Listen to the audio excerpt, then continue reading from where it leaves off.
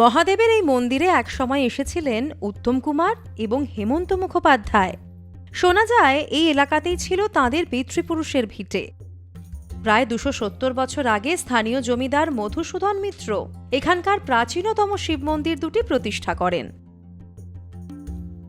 পরে একে একে বিভিন্ন সময় মিত্র বংশের পূর্বপুরুষরা এই মন্দির চত্বরে তৈরি করেন মোট 12টি শিব মন্দির, যার মধ্যে 11টি আটচালা শৈলীর এবং একটি পঞ্চরত্ন শৈলীর মন্দির।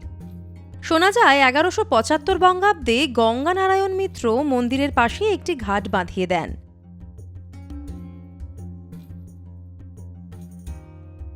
জয়নগর মজিলপুর গ্রামে মিত্রগঙ্গা ঘাটের পাশেই রয়েছে এই দ্বাদশ শিব মন্দির।